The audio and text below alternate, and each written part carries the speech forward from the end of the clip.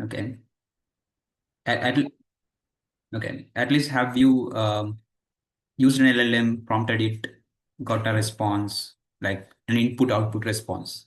At least that. Come on, just raise your hand. I think you know how to raise a hand, right?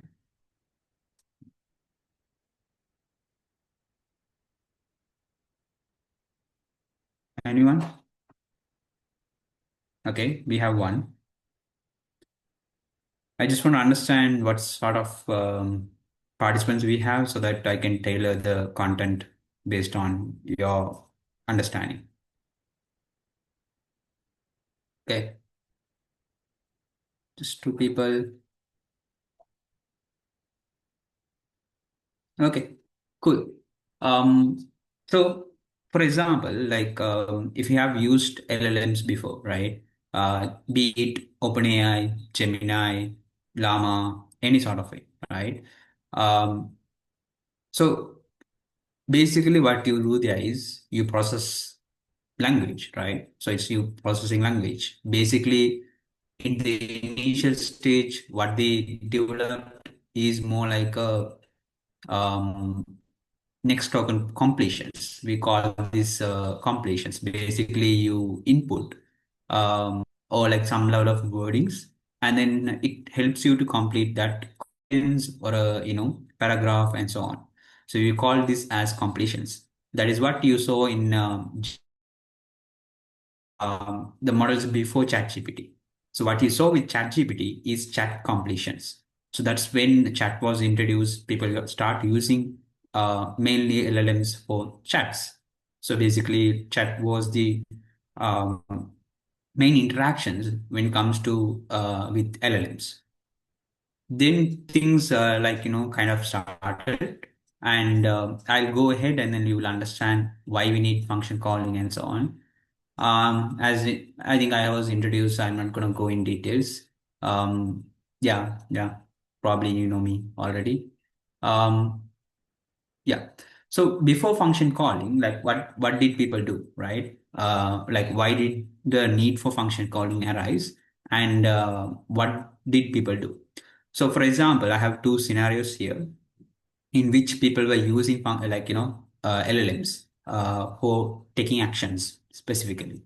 Like for example, like there was a scenario where they need to output a structured output. For example, we need, like for example, the scenario is a developer wants an AI assistant to fetch the current weather for Colombo.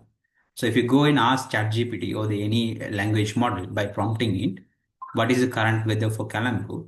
It doesn't understand because there's a knowledge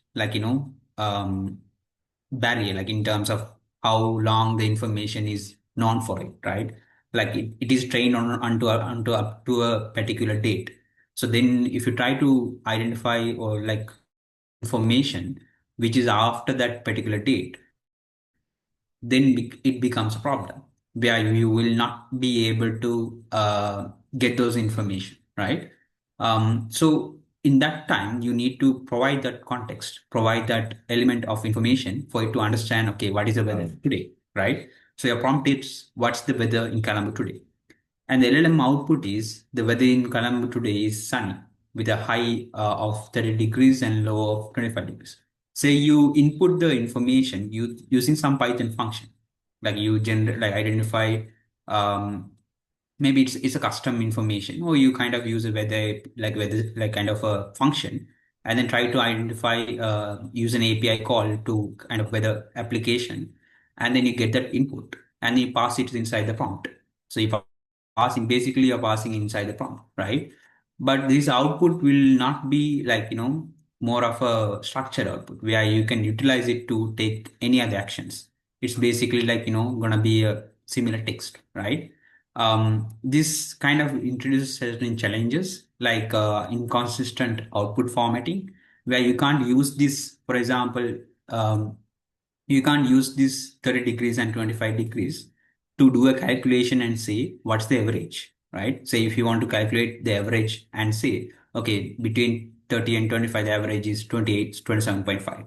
Or you want to look at the, like, compare it against another city, right? So then you need structured outputs from the LLM to use it to utilize through another function. So that is where we kind of needed to, output structured outputs. People were doing it through prompts, basically like putting down like JSON and then asking it to give a format and ask it to put down the output in this structured format. So that is what people were doing, and it was working to some extent, but there is also some inconsistent issues. Right now, it has advanced to like not just function calling, but also JSON output structured. You can ask the like LLM to kind of provide it in a JSON output in using a variable, right? You don't have to like prompt it in a certain way. And then mainly with respect to rule-based systems and decision tree. Like for example, you say, okay, a customer service chat handles return request using predefined rules and decision trees. Say it's chatbot. You say that you as a user say, I want to return my recent purchase. Then there's system logic, right? You write a system prompt saying a customer, like if the user says return purchase, then provide this set of instructions. So you're writing a kind of a text in the prompt itself. You're writing a rule. If this, return this, right? If this, respond this way. If this, respond this way. So you're giving certain rules in the LLM itself or the system prompt saying, giving particular instructions saying if this happens, you have to respond this way. And then it might work to some extent, but it also not be very consistent. And then also it will not, like when you try to increase the number of decisions or rule-based approaches, then the LLM will start to fail because there is too much of logic for it to handle, right? So these are where like what they do is, okay, if this happens, output this function or like this particular variable, like saying, okay, um, average or like return purchase or something like that, or you also can put instructions there. So I will go into the demo and stuff and show you this stuff. But basically, this is where people are trying to use language, process language, and try to based on the language itself, make a decision, and then take an action based on that, right? So that is what people are trying to do. And then like that is where there was a need, and people like OpenAI and other companies kind of understood that function calling is needed, right? Basically to just to take. You might also like see this coming up very often, like saying what is like so if you have any doubts, just put in the chat. I'll be able to answer while we go through this conversation. So they are actually like, you will also see people calling tool calling, function calling. It's pretty much the same, but pretty much the same thing, right? So usually like we call tool calling for environment, like out of the developer environment, if you want to environment, like you want to talk to a external environment, what they call whether app or any sort of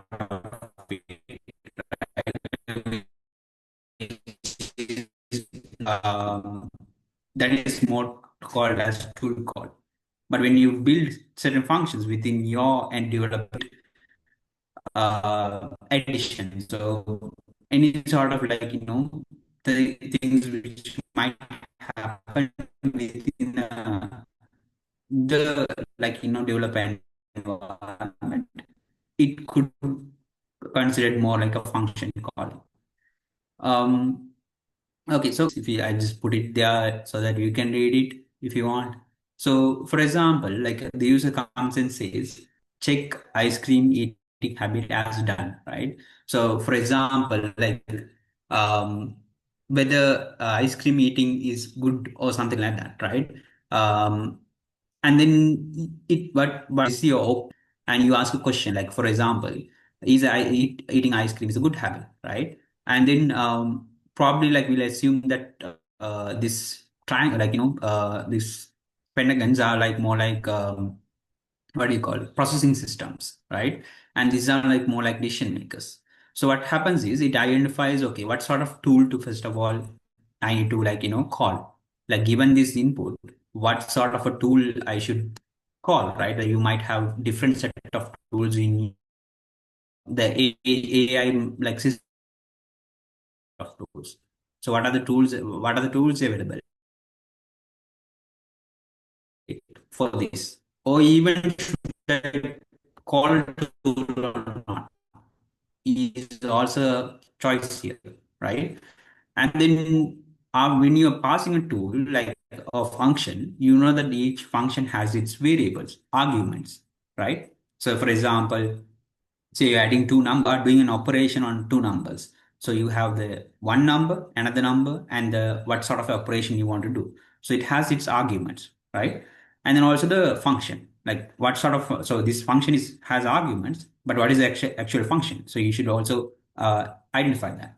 And then it kind of executes the function. Basically, here it's the function is getting executed by passing the arguments to the function.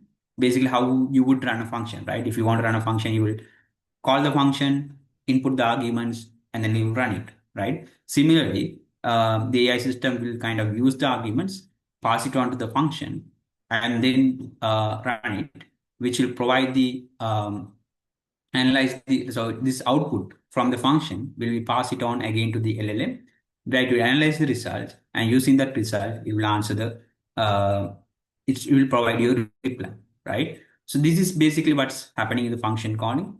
It interacts with external tools and functions based on the user's input, right? So instead of you're just using it for generating text, you can determine certain actions and which need to be taken based on the user request. Okay, so now I'll be going into like a demo with OpenAI function calling. So there is different sets of function calling. So here I will go with OpenAI function calling, and then we'll start with um, fun, LangChain based function calling, and then also we'll go into Pydantic based function calling, which are kind of new things, and also how do function calling play a role in the space of agents, right? Because today we talk about agents a lot. People are like building agents, but they don't know like what's going behind, like what's happening in the minute level, right? Um, then it helps you to understand how these agents are taking actions and how function calling plays a critical role there, right? And then also I will talk about MCP, which is multi-context protocol, how the function calling has evolved or has gone to a space where it kind of powers kind of it's built upon like MCP is basically built upon function calling, right? So MCP is like kind of high level on a function calling system, right? So you need to understand, if you need to understand MCP, you need to understand what's happening within the MCP layer, which is actually function call, right? So I'll be going through each of these, but in terms of demo, we'll go with OpenAI first, and then we'll do uh, like LangChain based function calling, and then we'll do Pydantic based one, and then we'll build an agent out of it. Basically, a small agent to understand how function calling powers agent modern agents, and then we'll come back to talking about MCP, and then end the conversation based on that. Um, yeah. So, any questions?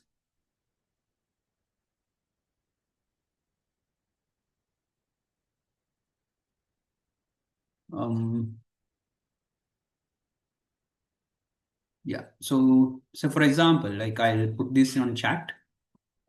This is So if you go to here, like in this platform.openai docs, right? So they have the documentation of literally everything. Like one of the reasons you have to refer to the document, especially when you're working with LLMs or like AI, is basically like, everything changes very often, right? And then you might have to kind of keep up with the specific packages. Say you're using here today LangChain 3.5, tomorrow you're using 3.6, right? And when you're like installing, you need to like keep the packages on par, because like when functions gets updated, you will not be able to kind of use the same functions. It might change, right? So that is one of the reasons you have to keep up with the documentation, so that you kind of always refer to that instead of any video or any sort of, medium article or anything like that. Um, yeah, we will talk brief on that. Um, and also, I think I want to discuss on something else. Mm, okay. Okay. So, um, let's also look at like what are the good models. Okay. Um,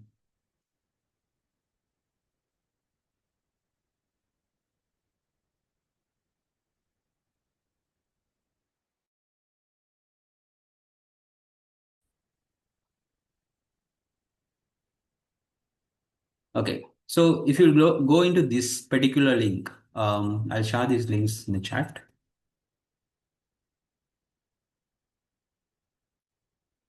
So if you go into this particular link, which is actually called UC Berkeley Function Calling Leaderboard. Okay, so this has the this is more like a open source thing where people kind of benchmark models with respect to their ability to do function calling accurately, right?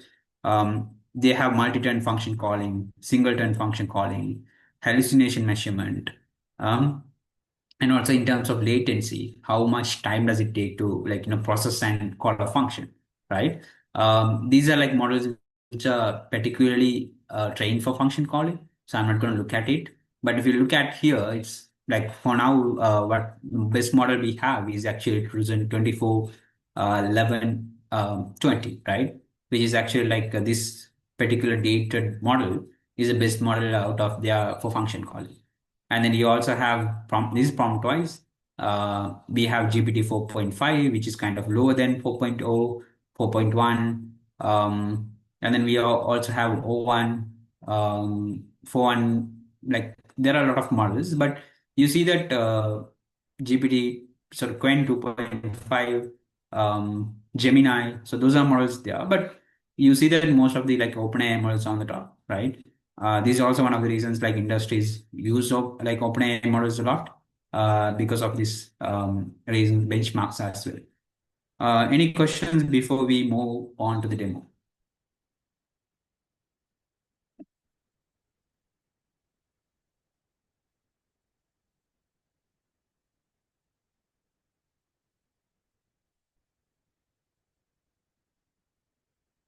Questions?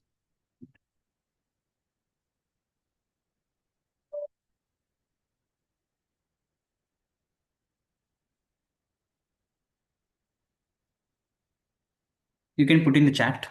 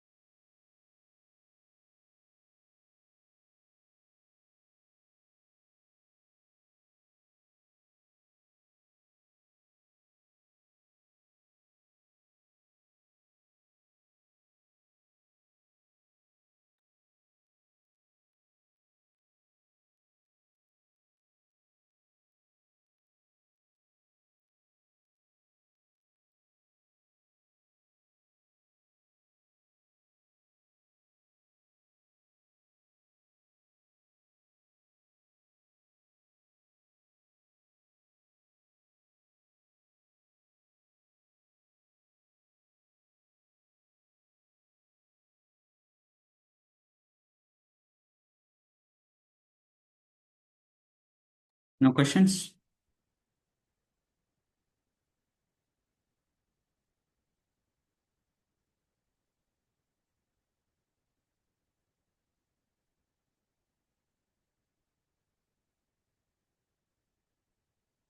Okay. So try to like at least get your hands on like function calling, because I think today in this world, like if you are not into AI, like you might be falling behind, right? Regardless of whether you're from whatever the like department or whatever you're studying, if you're not using AI or body, at least the basic stuff, right? Function calling has become kind of a basic thing to know today. So try to like get your hands on with some AI stuff as well. Um, okay, so let me share my screen and then we can start coding. Okay. Um, do you like if I just code along with you, or do you want me to show you the examples and then explain it? What would you like?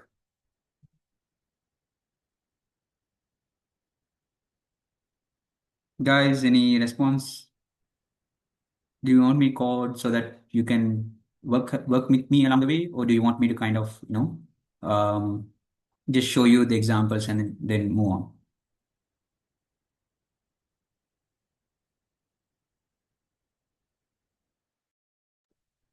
I think so. Everybody will like to work with you.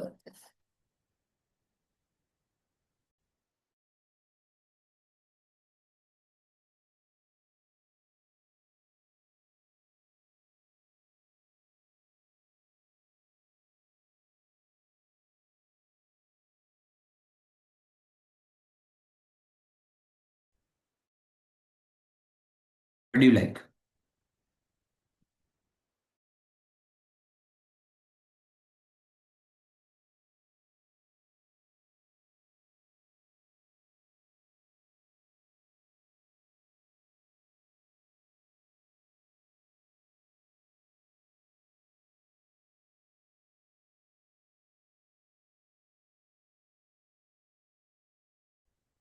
Sorry about that. Um, can you hear me now?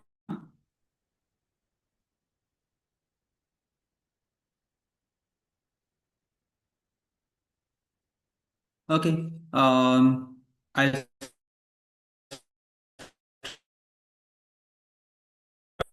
start with some coding, and if you guys think like it's kind of too much, I'll stop it. You know. So let's start with as I said, open AI. You know, function calling. So we can start with OpenAI based function calling.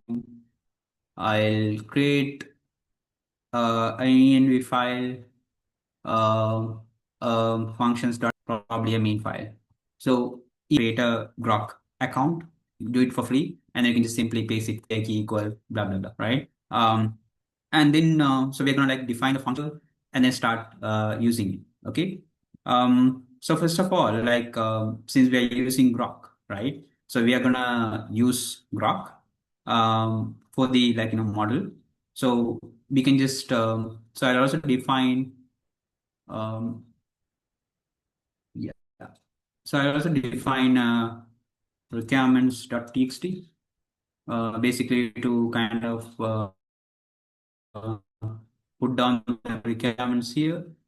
So I'm going to use this set of requirements, basically LangChain Co, LangChain Grok, and then LangChain OpenAI. So you'll find where are we using these, and then basically Grok as well. Probably this might be enough. Let's see. Okay. Um, and then I'm gonna go into my main and then just say like for example, um, I'm gonna say like import uh, like from Grok. So you can install Grok and then import Grok from it. Um, and then I'm gonna like also import, like for example, from dot env, import load env, and then, for example, I'm gonna create a client equal Grok. Then I'm gonna say OS. Okay. Um, I'm gonna say, like, OS. So this is gonna be the API key. Is gonna be get uh, let's load the yes.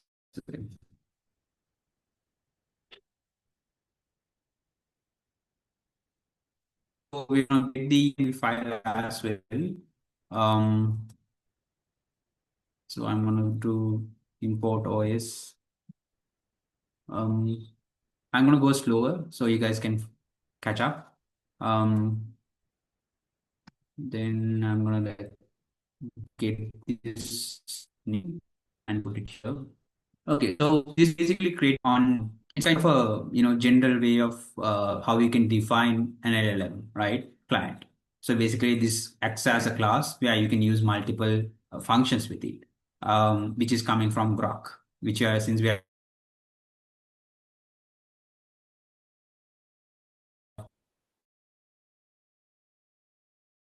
so simple as that, right?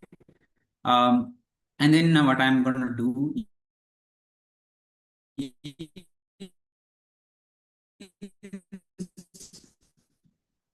uh, I'm going to define some messages,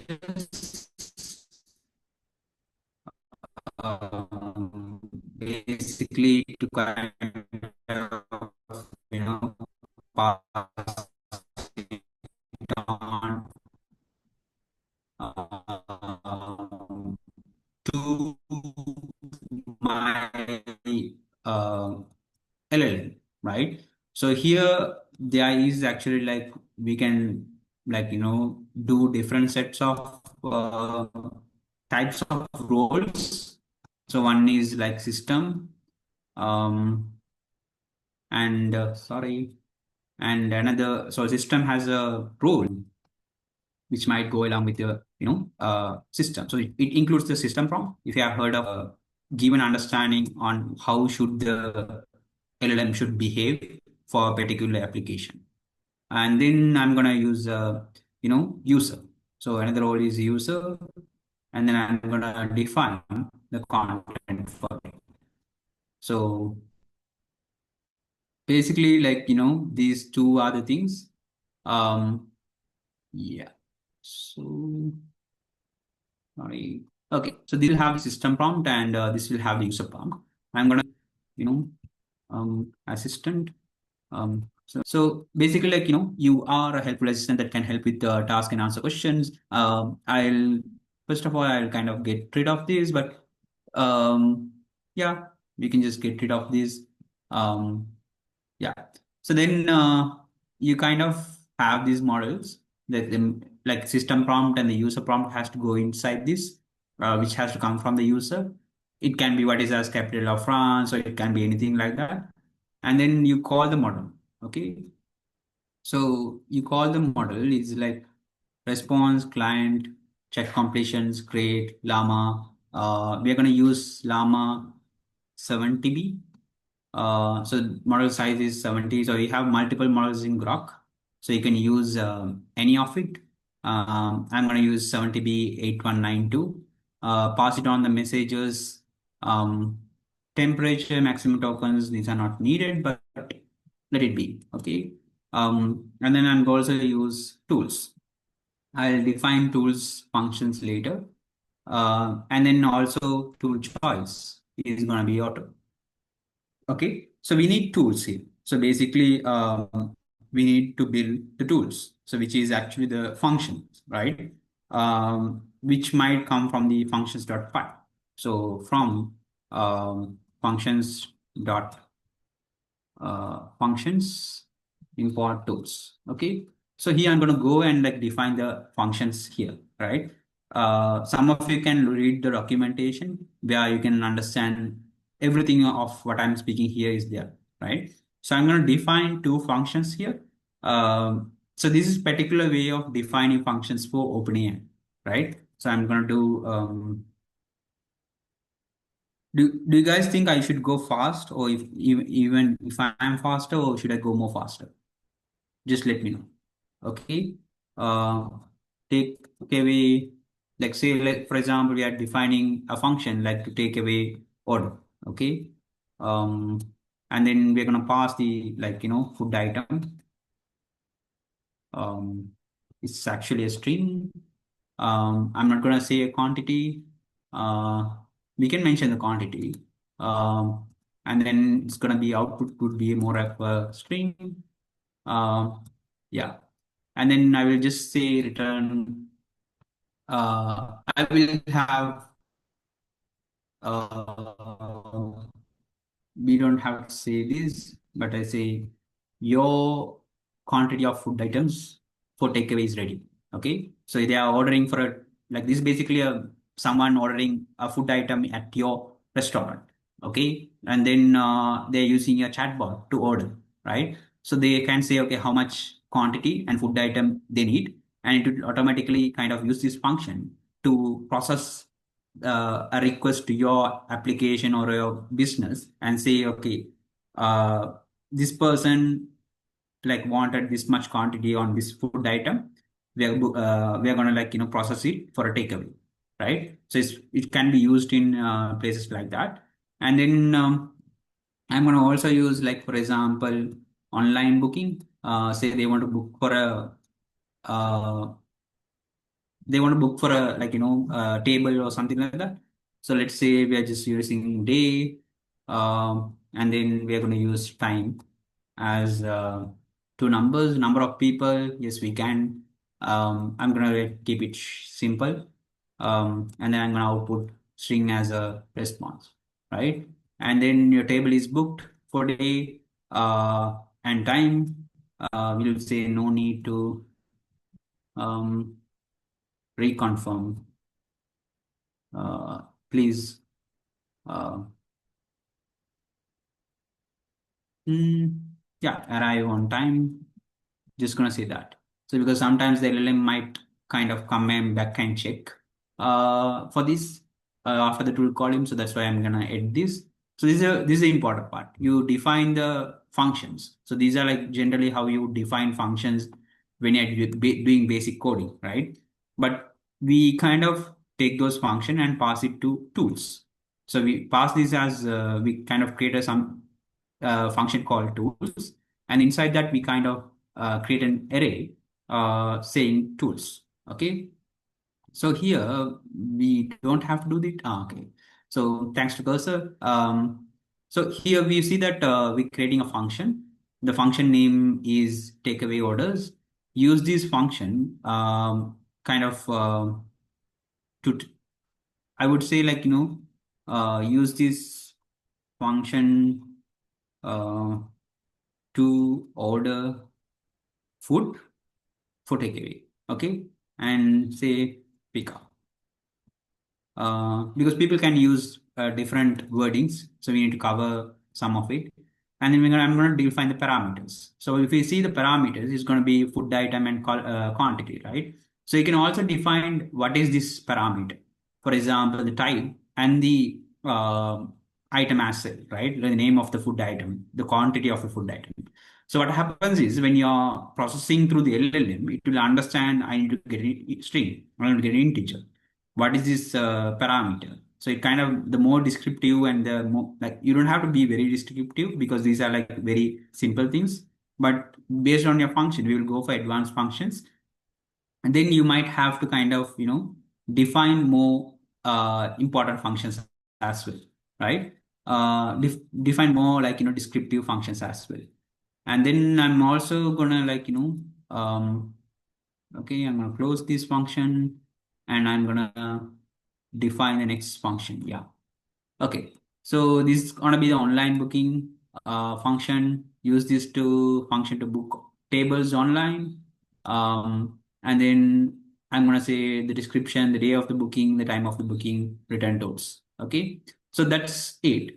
But also like we can mention that required. So these parameters are like kind of required for the function to call, so that LLM would like give focus and say, okay, we need these uh, items to kind of call this function, and it will not process without it. So it sometimes, for example, if you take, say, the user only provides food item, it will kind of respond back saying, can you please mention the quantity as well. So it's kind of can use it for validation and come back and uh, ask for like more inputs, saying like I need to know the quantity, I need to know the time, and so on. Okay, so we're gonna use these functions. I'm gonna go slow only on this because of the interest of the time. We started late, so I'm gonna like define the other set of functions based on this. Um, okay, so we have defined the functions. I have tools, and then I'm gonna pass these tools inside. So which is where the LLM would use those tools to kind of process the output.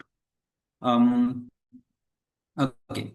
So we have tools coming in, which kind of outputs the response. So we have this response. I like to see it as completion, because of the sake, I kind of think it more like completions. There is something called response API as well from OpenAI.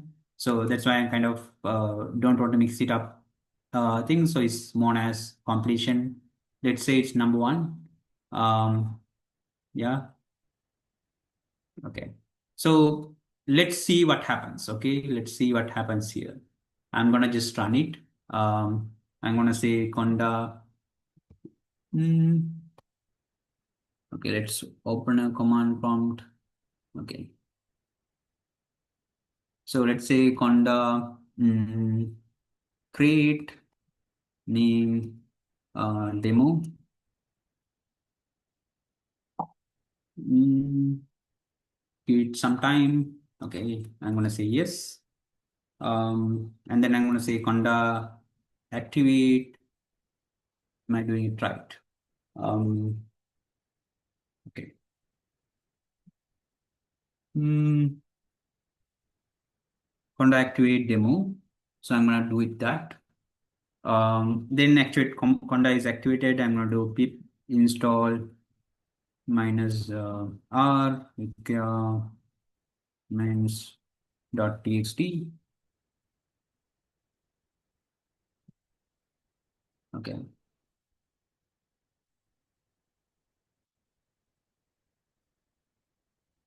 Okay. I need to go inside the function. So I'm gonna go open AI FC, and then I'm gonna do pip install. No, no.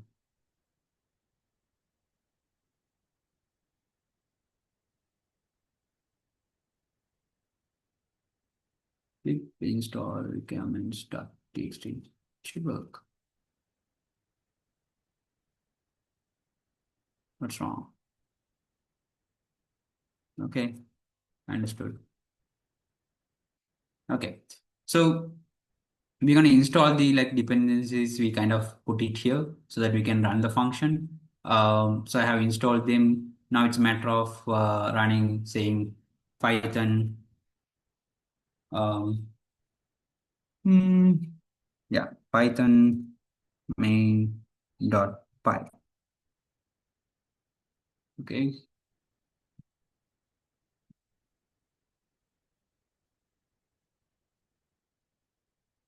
Okay, so I need to go into the file actually. And I'm going to say, sorry.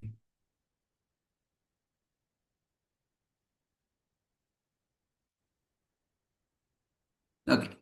So Yes. So we have module OS. Okay. Um, oh, sorry.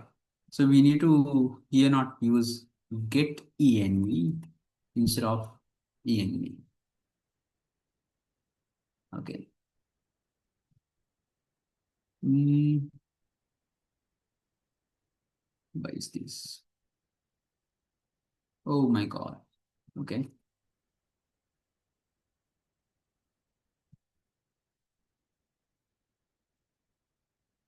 Okay. So here you see that it's saying I am here to assist you today. What can I assist with you? Like kind of the LLM is replying because you have asked, you haven't input anything, right? So I'm gonna say like, I want to order pizza. Okay, let's say that. Okay, and then see how it replies. Yeah. Okay.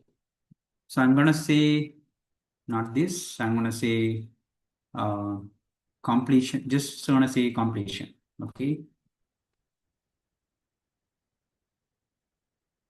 Okay. You see that it gets given an output, right? If you look at this output, uh, if you look at why it gave none before, right, is because you see that we need to see something called content here. Yeah, so if you see here, the content is none, right? Because the LLM hasn't generated an output, rather it has generated a call or tool calling, right? See that here we see a function argument like food item, pizza, the quantity is one, takeaway order is the function, right? The function name is takeaway order. So what I'm going to do is I'm going to capture that function call and then implement it, right? So what I'm going to do is like basically capture the function call. I'm going to say message append choices dot this thing, and then I'm going to implement tool calls. Uh, for example, tool calls equal. So I'm going to get the tool calls from this completion, and then I'm going to use probably this is not the best. um, I'm going to use a different approach. I'm going to say function name, tool call name, and then function to call. Instead of this, I'm going to say, I'm going to define something else, right? I'm going to use something called tool mapping. Um, and then I'm going to define I'm going to bring those two functions and I'm going to do a tool mapping here. So basically something like this. And then I'm going to use, instead of globals, I'm going to use tool mapping and I'm going to get the arguments for the function call. Uh,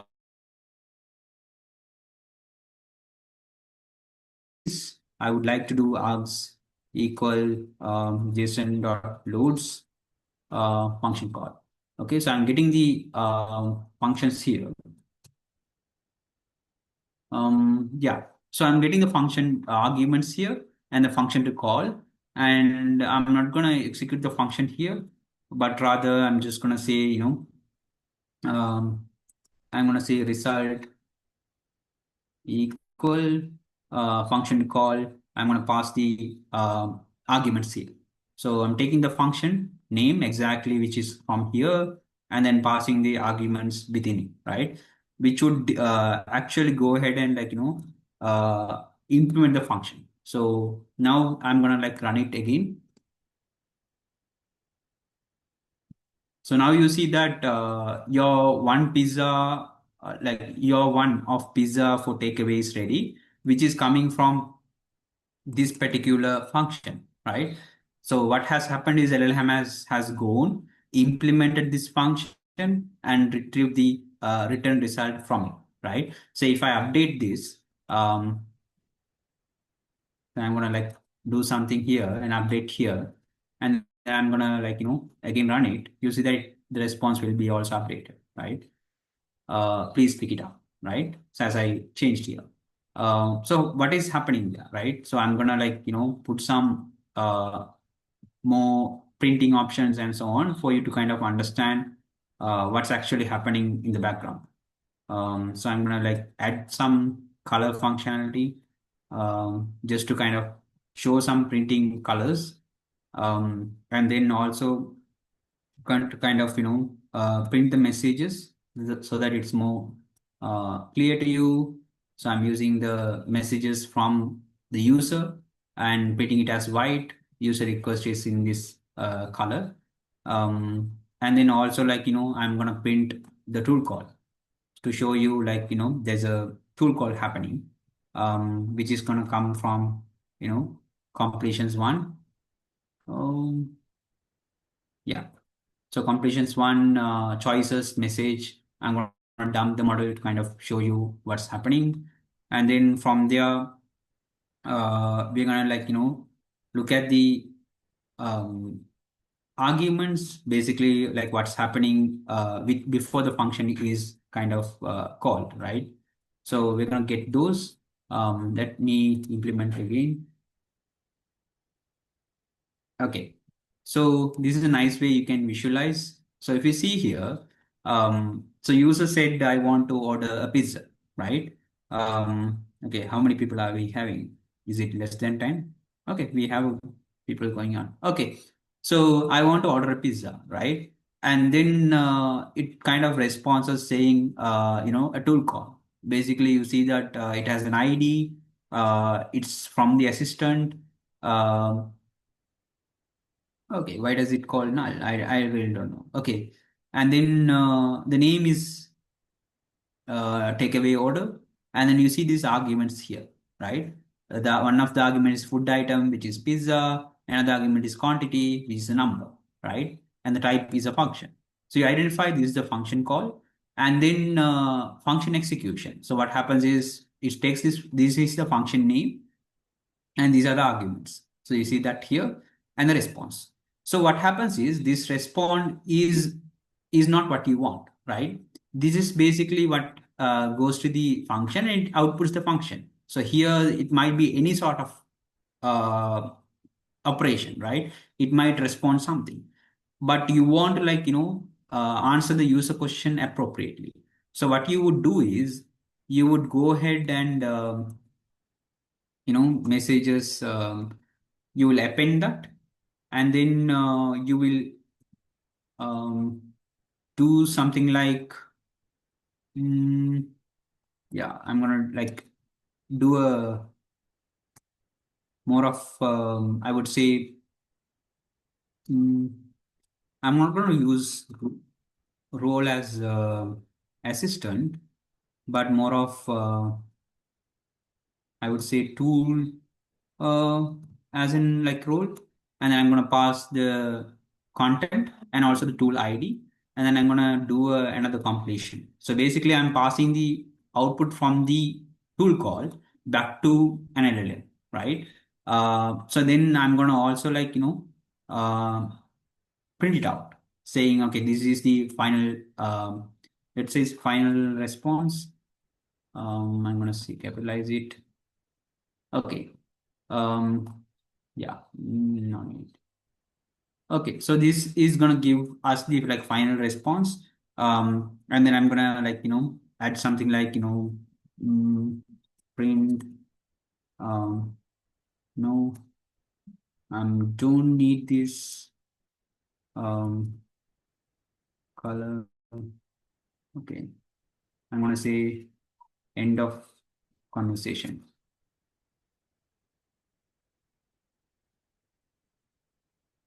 Yeah. So I'm just gonna paint it those stuff for nice view.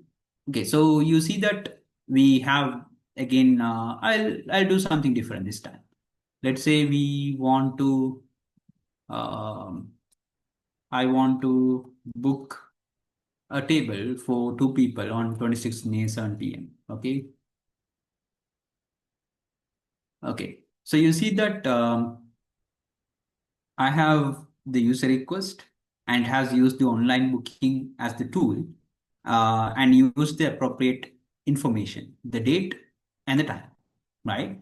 You might have to if you are using the date and time for some other purpose, you might have to reformat it as you need and so on. But here it's since we're just passing into a string, and technically like, passing it without much of a hassle. And then you see that the final response, right? Let's say I'm going to do the final response as not this, but more of content. Yeah. So this might help us to only see the final response. I'm going to run it again. Okay, so you see that this is the response from the emulator. Even though your tool had a different response, your table is booked for 26 May, no need to reconfirm, please arrive on time. So what you're doing is you are basically getting the response from the tool call and again passing it on to the LLM, where it kind of uses it to understand, identify what was the user question initially, what was the response from the tool, and appropriately answer, the user question based on the response from the tool. So it's given the user input and the tool output, and it kind of uses both of it to kind of understand and say what is the like it kind of comes up with own response which is more more particular to the user input. Yeah, so this is what we have with OpenAI function calling. There is also like we have mm, so I'm gonna go ahead and show you LangChain FC. um, I'm gonna not gonna go. I'm not sure. Oshadi, how much time do we have? I'm sorry to inform that, sir, we don't have much time left, but Okay, we continue. sure. So I'm gonna. Okay, I have some example implementation. We'll just go through that. Okay, not this.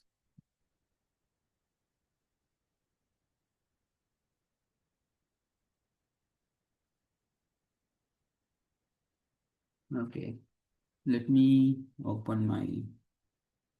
Hmm, yeah, this should be not.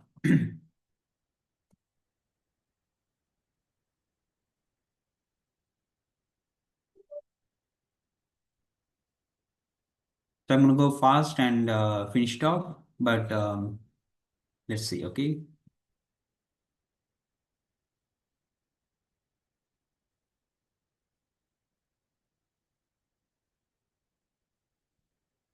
can you see my screen?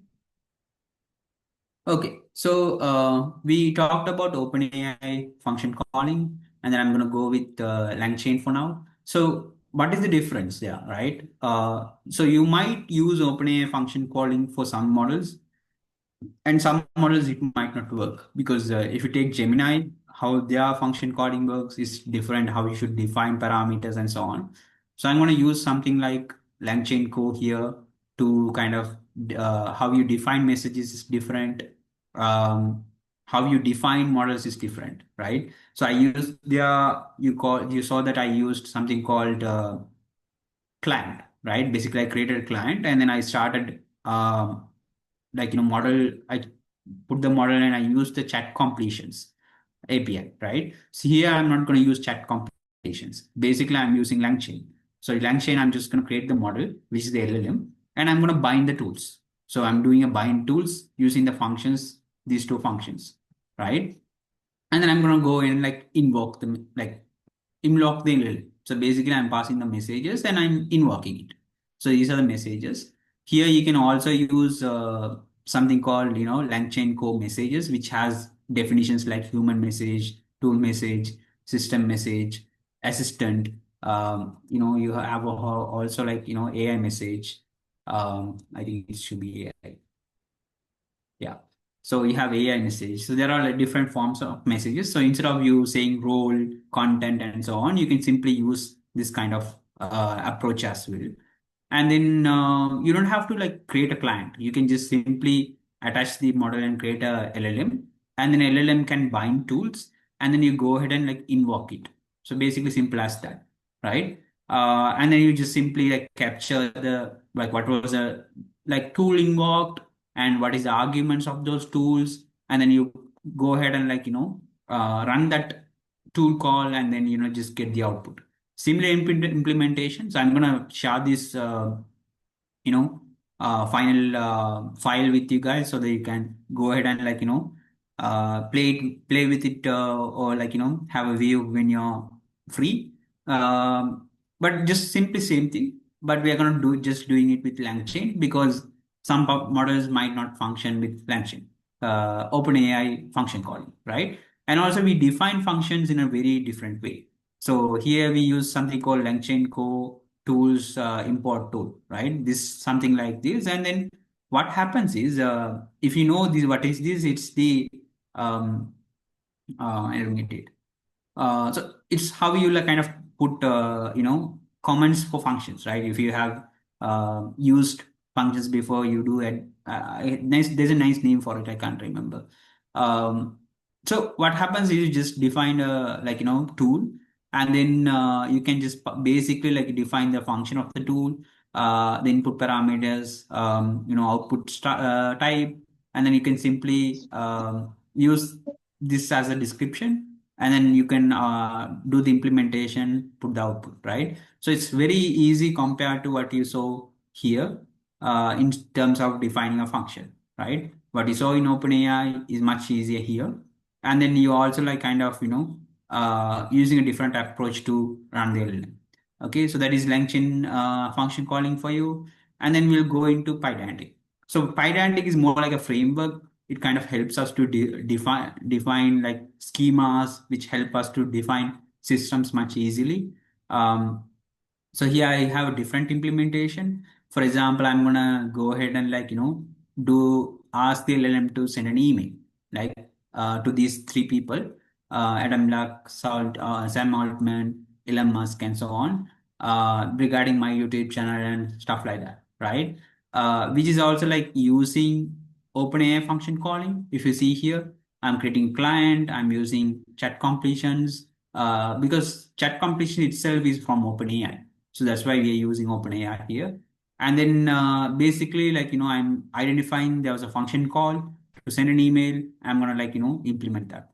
But here I want you to focus more on this, right? So if you look at how I'm defining a function is much beneficial here. Like if you see, there's a send email function, right? I'm using this Pydantic import base model field, HTTP URL for URLs, and there is something called validator, which I'm not gonna like discuss much, but yeah.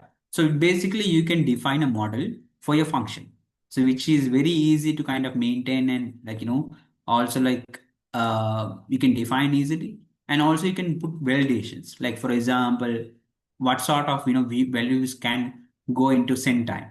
So how do you want to format it? What sort of values can go into personalization? How do you format it? Tracking. So you can do some validations on top of these parameters, and you can simply attach it through this constructor. So basically you kind of define functions, and then you can do the validations on the functions much easily. And it's a industry practice way, like you're not like using some kind of a wrong method, right? Or your own method. And then what you do is when you define the functions in the parameters, you just pass the schema. So you're not gonna pass, you're not gonna like put that whole thing inside this, which is gonna look like long tool, right? So when you want to like implement very complex tools like that, which can be like really long, and can be like mess up your code base, you can use Pydantic and make the function calling much more smoother, right? And then you can also define the function here. So basically, you're defining the whole function here, which kind of helps you to easily understand, right? So one of the drawbacks here we have is we are not defining the variables. If you look at here, we are not giving a definition for the variables, right? We aren't we so we here we can do that by creating a Pydantic schema and then passing that schema into the function. So you can also use Pydantic with LangChain, which helps you to build a base model kind of a thing, identity class using for the particular function with the schemas, and you can pass it where it provides the descriptions for each of the variables. That is important because sometimes it doesn't understand what's the format I should provide. Is it like for if you're using time, is it AM, PM? What's the time stamp I have to use? Which time zone should I use? So all that context comes in from the time, right? Um, the variable itself. So here we can define huge, like, functions like this, like which has huge number of variables in it, do extra validations, which can be like helpful when it comes to using Pydantic. Um, and then, okay, let's go into agents. Okay, so I'm gonna like look at an agent. So this is a small agent, right? So I'm using a weather app for the agent, which is a classic example for you to like go ahead and like look at. Again, I can pass the tools inside the agent. So I'm just defining. I'm not doing much here. I'm just basically defining the function and just passing it to the agent. So agent is more like this is a class. So I'll show you the class, which I can define the name, model, I input the system instructions, and I kind of run the agent in a loop. Okay. So if you go ahead and look at agent, um, so this is what agent looks like. This is a class you so they are like which I kind of pass the information, and then this information will be used by so I build this construct class, right? So which you saw that happening here, and then which creates this uh, object called agent, and then I pass that agent to run in loop, right? If you look at here, run full term, right? So this is where I pass the agent and the list of messages. So it could be system message, user message, and so on. What's ideally happening here is what we saw in LangChain also, right? Like for example, what you saw here, okay, I did the tool calling, and then I came in, like, implemented the tool calling, took the response, send it to the LLM, get back, right? So it's the same thing happening here. It's just that I'm not doing it. Okay. So so if you see here, what happens, this is an agent, right? So how like function calling plays a role here. So you kind of have an user input, and that input goes on to implement the tool. The tool call, like, tool gets implemented on an like external environment. The result is coming back. It can be internal or external environment.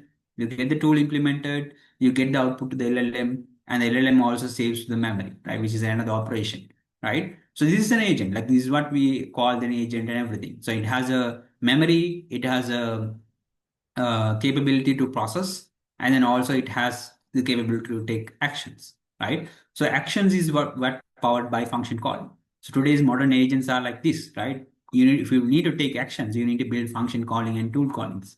So that is powered by what I just discussed, right? So these basically agents are going into loops.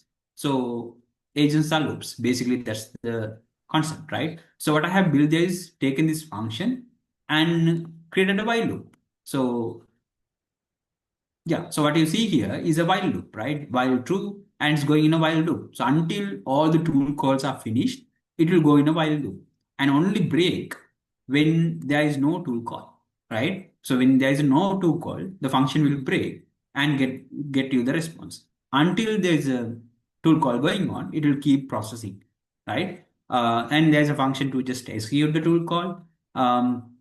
Basically that these are like more other functions which my utils helps us to like kind of structure this into something similar.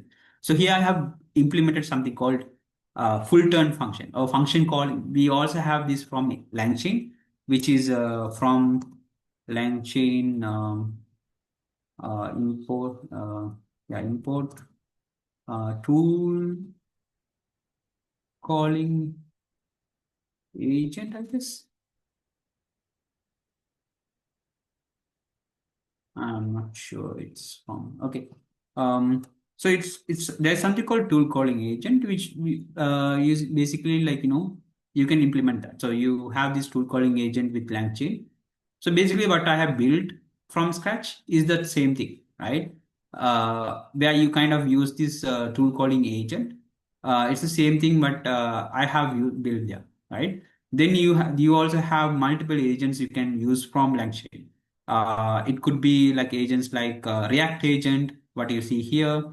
I would love to see an image, but I'm sorry. So if you have React, seen known as React agent is reason action agents. So you reason action kind of a thing, right? Ours is more like a similar capability, but there is no reasoning happening. So reasoning, we have to use a reasoning model. So there is no reasoning happening there. So basically, that's what happened. So we are using agents for looping. So where it goes in loop, go execute a tool, come back, see if it is ready for response, or should we to call another tool. It goes back, executes the tool, comes back, and so on, right? So it's basically it's what powers the modern agents, right? So what you have seen you might have used certain frameworks to build agents, but in a nutshell, what's happening behind is it's using these tools to execute and come back and tell you, I have executed, this is the result. What do you want to do? The LLM decides whether I want to, is this enough, or should I actually again call any other tool to get more information to answer the user question, right? Um, this also powers the modern, if you have heard of MCP, multi-context protocols. So this is what you like been seeing the internet for a long time. If you go into LinkedIn, like internet, everyone is talking about this, right? So basically what happens there is they build each of these two, external environments, they build their own MCP server, which is built upon function call, right? So they build multiple functions and it's built upon something called MCP server. So what happens is we have an MCP client which kind of plugs, we can build multiple MCP servers into it, even our local one. And then we can utilize this MCP clients.py to directly plug into our LLM. So we don't have to define functions one at a time, right? Going forward, these companies will build their MCP servers and we can utilize their MCP servers to directly, utilize their functions. This is mainly because the APIs change, right? This Slack version, like for example, 3.7 and 3.8 will have different APIs, the UI interface will change, all the things will change, right? And then we can't keep updating our system's function calling or tool calling functions, right? We can't keep updating it, right? Because they're going to change it and then our system will break and we have to again come up and do it. So as long as they give the MCP server, we can actually utilize that and directly use that context. We don't have to build our own functions. So which helps us to avoid like having hundreds of functions inside our agent or tool calling mechanism. One disadvantage is this is good only for when you have multiple tools, like hundreds of, maybe at least 100 tools or 50 tools. But say you're only using 3 or 4 tools and you're not, your application is simple, better to go with it, go with tool calling or function calling because it's more accurate. But if you're using MCP, it's less accurate, but it helps you to manage multiple functions and so on, which is an advantage better than accuracy. Yeah, that's it from my side. I think I took a bit more time. I would like to take up some questions because you guys were like no, like fully didn't ask anything. I don't know whether you understood. I would like to hear some questions. If you want, I can go through the code again. Let me know what you guys understood. Any questions? Yeah,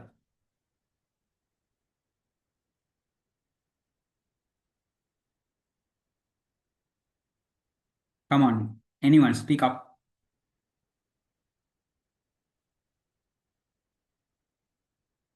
I'll pass the file example, coding file. Yeah, I'll pass it on to the organizers. They might share with you guys. Yeah.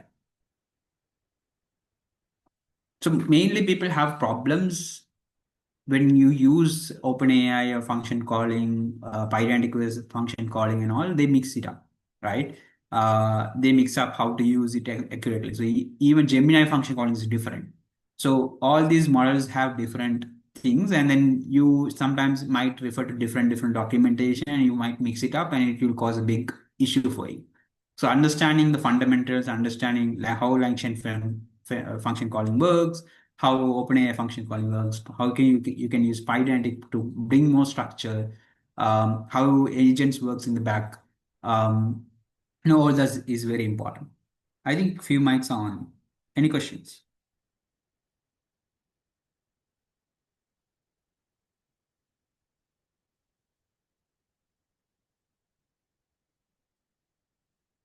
Guys, anyone? It doesn't have to be regarding function calling. You can ask anything related to the space in AI, any sort of projects you're working on, anything.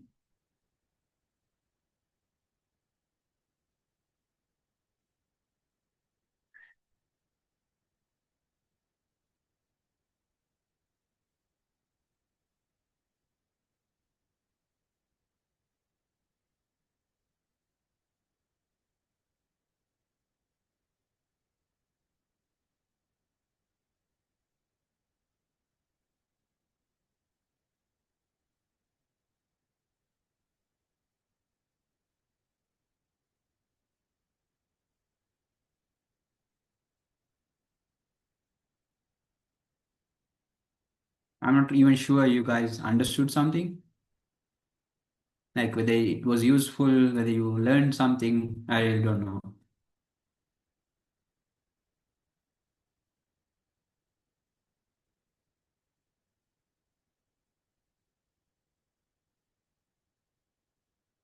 Okay, so someone has asked me like, how do I learn from beginner to advanced, right? So you kind of start with how you can send a prompt to the LLM and get an output. Like for example, you say uh, how like similar to how you send a prompt to ChatGPT and get an output. How do you take a base model from OpenAI or Grok in anywhere, and then you create a like you create a you can also create persona like using system message. You can create a persona like how what sort of a persona the LLM should behave, and also like you can send a user message and get an output, and like you show that output coming out, right? That is a basic starting point. How do you take and like you input and output and get it out, right? And then what you do is again, now you since you have processed one input, how do you do a chat application? So chatting is basically something similar to ChatGPT. How do you build something like that? There it comes to more of like maintaining history, right? So every time you prompt again with the user input, it has to maintain the history. So you also not just pass the current prompt, but you also pass the history. So you maintain a history of say 5 messages, and then every time you input the message, showed you, right? There's a message array, right? So in that message array, you also keep the past messages, and then when you're invoking or when you're doing the completions using the model, you kind of pass the past history as well. So it will understand there was a conversation like assistant user, assistant user. So it will understand there was a past conversation. It will also have that context. And it will go on to answer your question based on the past context as well. So then you move to a chat application, right? And then you move to understanding how do you put in RAG. So retrieval augmented generation. Basically, how do you embed information that is not known by LLM through a RAG-based system, that is retrieval augmented generation. There's a lot of things like RAG has been there for about 2 years now. So you might like easily able to like do something like that, right? And then you can bring in the function calling. So function calling will help you. Like if you say, for example, you say hi, you don't want to like go and retrieve information for hi, right? You should just reply hi. So it will only use the like or RAG or the like retrieval from the vector DB only when it's necessary, right? So you'll understand this question is something related to my business. or my some sort of a specific knowledge source. So then I need to get this information from some other particular knowledge source. So it will look at what are the tools there, and then it will use that tools to retrieve that knowledge source information. So then you move into function calling and tool calling, right? So initially you begin with just invoking or like doing chat completions.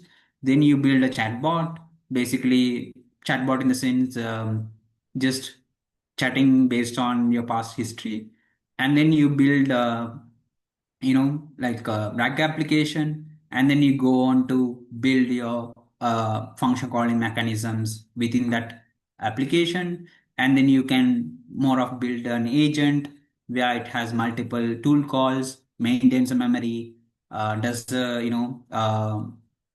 reasoning task and so on, right? So that will be more like a flow. And then you can keep adding, like you can go for multi-agentic processes as your applications goes more complex. So this is based on your requirement of the project, what you want to do, achieve from it. So you can go in this layers step by step. But in terms of a learning journey, I would say you can go from invoking chat. How do I do a chat application? Thirdly, you go into RAG. Fourth, you go into function calling. Fifth, you go into agents. Sixth, you go into multi-agents. And then you also have multi-agentic protocols, MCPs. Those might come later. Okay. Anything else? Oshadi, can we take a few more questions or are we done? Yes, sir. One more thing I would like to add, sir. Actually, I think many of the beginners who are willing to step onto our AI are here. So I think, can I know what is the first step? Like, how do we first proceed to AI? Okay. So I have seen, I think a lot of people learn machine learning, right? They learn machine learning, they like these models like linear regression and so on. I kind of so there's a very big myth in the like industry saying you need to learn mathematics and understand the basic models behind it to use AI. That is very much wrong, according to me, because how these LLM models behave is completely different from how a CNN or linear regressor, any sort of machine learning models behave, right? So first of all, you need to understand how actually the LLM model works. Like what is happening in the background. Is it actually intelligent or is it just predicting next tokens, right? So you need to understand. You just use ChatGPT on a daily basis. You understand what is hallucination. Is it hallucination? Is why hallucination is so big thing, right? Because there's a very much a good saying I used to tell. Hallucination is also a bug, but also it's a feature, right? Because without hallucination, you will not have dynamic outputs, and also the of a bug for you, right? So it's a bug as well as a feature. So it depending on the application, you need to control it. Whether you need how much of creativity. That's why you have this temperature, top K, top P, all this comes in, right? Parameters, but still there will be hallucination. So you need to understand what's hallucination, why it's affecting, and so on. Like listen to talks, listen to people like talking about LLMs and so on. But I would say don't go ahead and start with agents and so on. Try to understand basically what LLM, how does it work, what is a reasoning LLM, what is the difference between normal LLM, like base model and a reasoning model. So all those you need to understand. And then you go ahead and try to play around with it. Just go get an API key, just go ahead and try to build something, get a passion project and try to build it. Then you will learn a lot in terms of not just LLM but also a lot of software engineering comes in a like key role here, because like calling the model and getting for using an API and calling the model and getting a response is like a small thing, but large chunk of the thing is more like memory management. How do you write optimal functions, validation? So all this is more like software engineering, right? Very less to with AI. It's basically you call a model using an API and get the response, but you also need to understand how these frameworks works and so on. which is something you develop along the way when you work on multiple projects. Thank you, sir. And final question for the day, because we are running out of Okay. time. I would like to know, sir, what are the real world applications of this function calling in like AI powered systems? What are the real world applications? Okay. Uh, I would say it's coming in everywhere. Like it's not like you have a particular application and you need to use it, right? For example, whatever the like, say you want to, okay, you say you have a chatbot. Like people, we see chatbots, right? Like we see chatbots in websites, right? And when you go and ask a question regarding, for example, are you open today? Right? Like for example, the business, are you open today? Right? You're not gonna just go and look at their like Google or something. You're just asking it whether you're open today, or you want to place an order, like as I did right today. Like you are going to a restaurant website and you want to place an order, right? Or you're going into Amazon and you're gonna buy something, right? I want to say I want to buy a t-shirt, right? Which is medium size, this, then that. So you just give a description. It kind of gives you a form to fill up, right? And then you fill it up and it uses it, right? So there it happens is based on the user requirement, it gives you some sort of an output. That output is very customized to what it requires. Like for example, I have built a chat like um, mm, okay, I'll show you something. Um,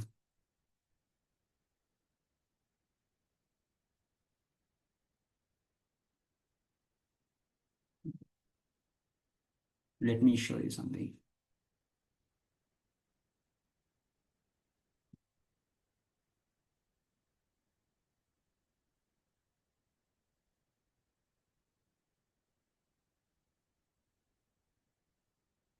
Okay, so this is basically a chatbot. What you see here. So you can see here like so this has multiple things, right? This is basically a chatbot. But you see here is chatbot. But say for example, I want to book an appointment for Monday at 3 p.m. Okay. Um, so you just say that it kind of gives you an appointment form. Basically, what's happening behind is I have built a function call to identify whether this on this Monday at 3 p.m. the business is open, right?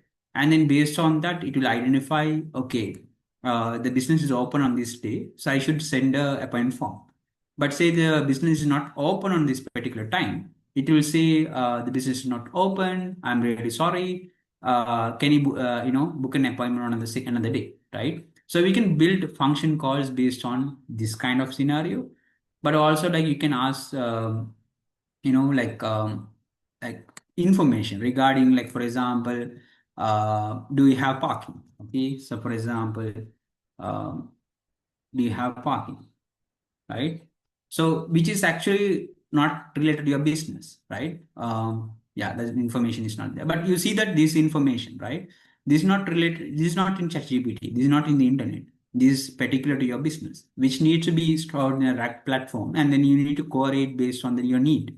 So then you need to build a tool on your rack platform or on your knowledge source so that you can utilize it.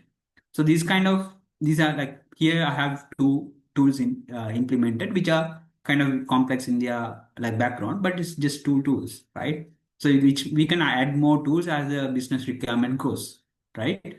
Um, so you can build tools as you need. Like it's like it's everywhere. Like even if you go into ChatGPT, um, so if I go into ChatGPT here, you see this.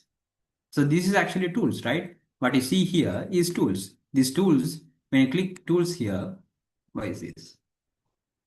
Oh, God. Okay, so if you see it clicks tools here, you will see search, create an image, multiple tools there, right? Okay, I think it's loading. Yeah, so you see these are different tools. which you use daily. Like you use search web usually, you use write a code, think for longer, create image. So these are different tools. Even you have with ChatGPT. So today, whatever like chatbots or whatever you see, already have tool calling happening in the background. Even any agents, they're using tool calls. So or function calling. So it's happened. It's already there in like every application. It's not something you can avoid.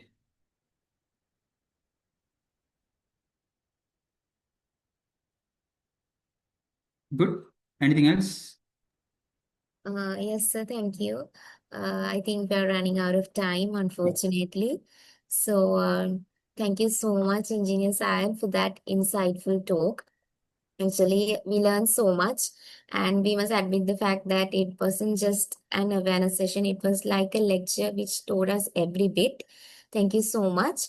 On behalf of the IEEE Student Branch, I would like to extend our sincere gratitude to Engineer Mazar Syed for taking the time to share his expertise with us tonight.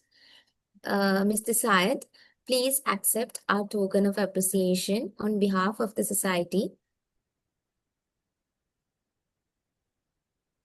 And to officially close this session, I now invite Ms. Tanisha Ienchi, Secretary of Industrial Application Society, to deliver the word of thanks.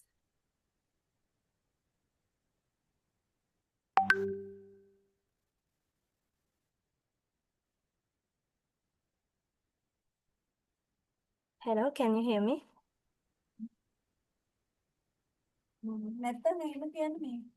Yes, Okay. we can hear you. Okay. Good evening, everyone. As we bring this wonderful session to a close, I'm truly honored to share a few words on behalf of Industrial Application Society, IEEE Student Branch of University of Ruhuna.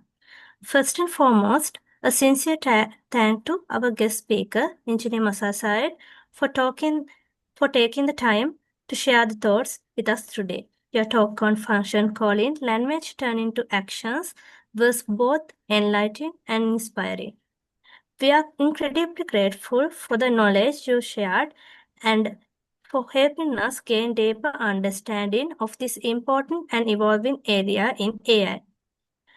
I would also like to extend our heartfelt appreciation to the Society Advisor, Dr. Chandana Pereira, for your continuous support and guidance. A big thanks goes to our executive committee members as well for their dedication, planning, and work. Lastly, to all the participants who join us today, thank you very much for being here and engaging in this session. Your presence and enthusiasm make events this very meaningful. Let us carry forward this inspiration and the knowledge we've gained today to all our future endeavors. Thank you once again and have a great night. Thank you. Thank you, Ms. Tanisha. And thank you all for joining us in this evening. We hope you find the session valuable and inspiring. So have a wonderful night. Good night, everyone. Good night.